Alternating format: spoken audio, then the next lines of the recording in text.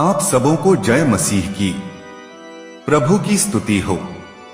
मेरे प्रिय भाइयों तथा बहनों, आज हम परमेश्वर के वचनों में से कुछ वचनों को पढ़ेंगे और हम सब मिलकर परमेश्वर के वचनों को ध्यान पूर्वक सुनेंगे।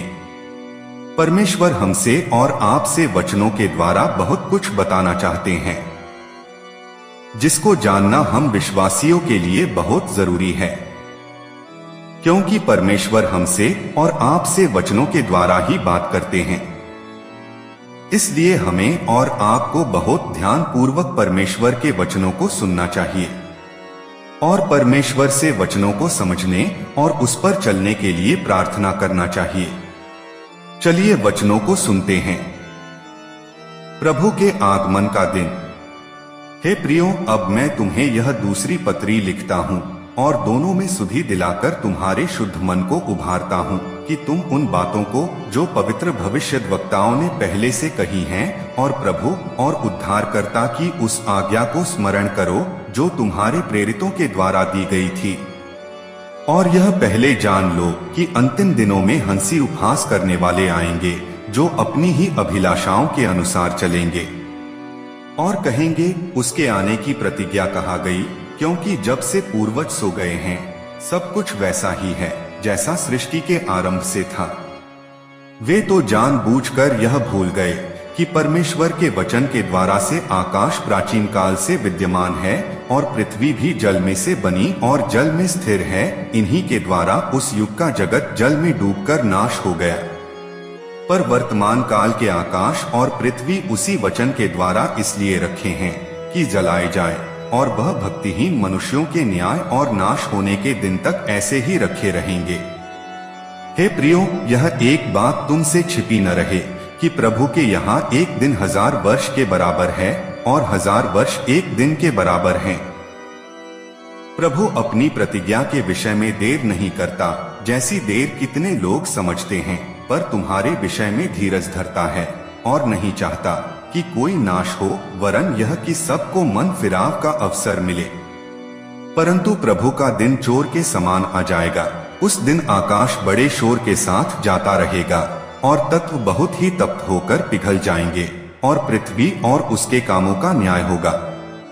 तो जबकि ये सब वस्तुएं इस रीति से पिघलने वाली हैं, तो तुम्हें पवित्र चाल चलन और भक्ति में कैसे मनुष्य होना चाहिए और परमेश्वर के उस दिन की प्रतीक्षा किस रीति से करनी चाहिए और उसके जल्द आने के लिए कैसा यत्न करना चाहिए, जिसके कारण आकाश आग से पिघल जाएंगे और आकाश के गण बहुत ही तप्त होकर गल जाएंगे।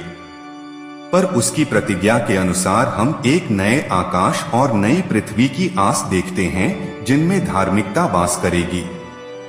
जागते और तैयार रहो, इसलिए हे प्रियो, जबकि तुम इन बातों की आस देखते हो तो यत्न करो कि तुम शांति से उसके सामने निष्कलंक और निर्दोष ठहरो और हमारे प्रभु के धीरज को उद्धार समझो, जैसा हमारे प्रिय भाई पौलुस ने भी उस ज्ञान के अनुसार जो उसे मिला तुम्हें लिखा है।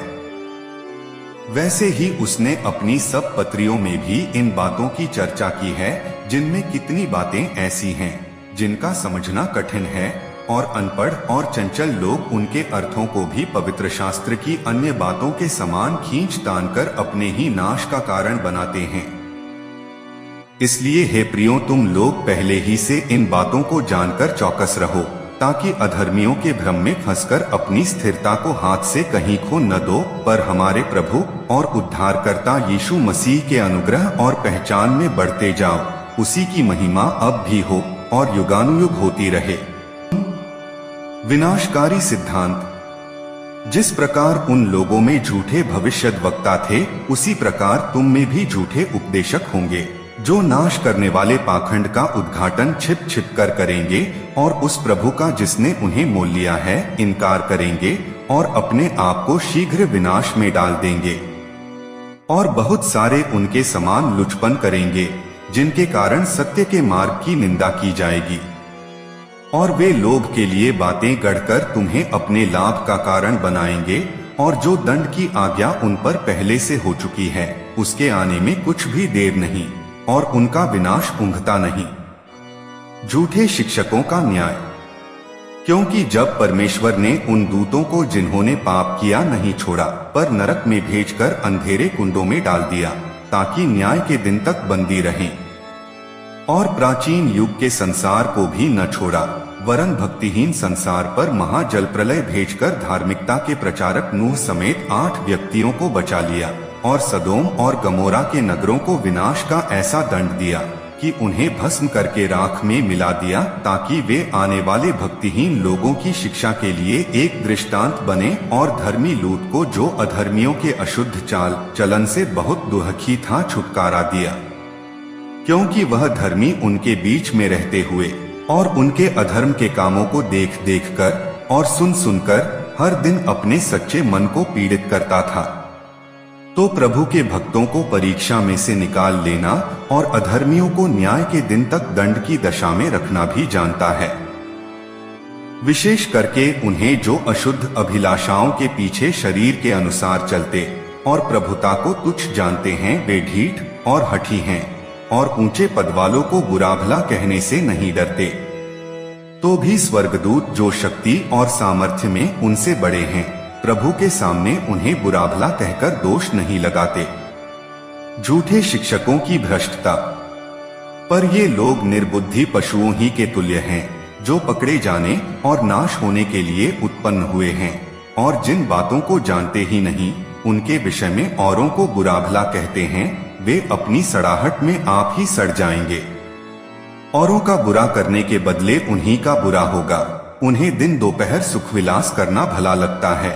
यह कलंक और दोष है, जब वे तुम्हारे साथ खाते पीते हैं तो अपनी ओर से प्रेम भोज करके भोग विलास करते हैं। उनकी आंखों में व्यभिचार बसा हुआ है और वे पाप किए बिना रुक नहीं सकते। वे चंचल मन वालों को फुसला लेते हैं।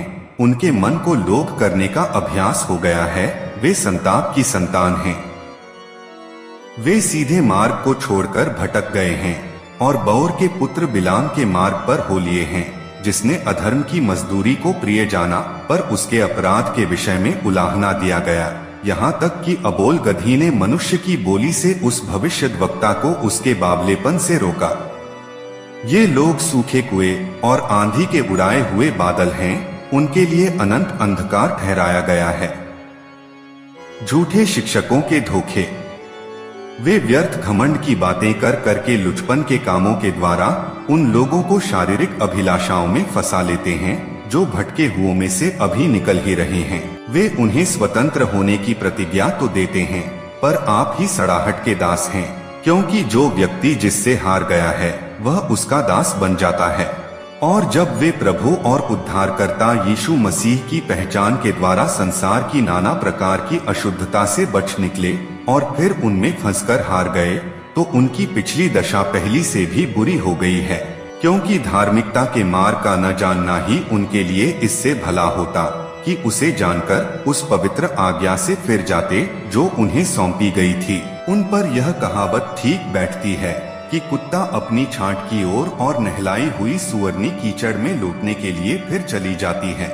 आमीन। वचन को जारी रखने के लिए चैनल को लाइक करें, सब्सक्राइब करें और बेल आइकन को प्रेस करें और अपने भाइयों बहनों तथा दोस्तों को शेयर करना ना भूलें।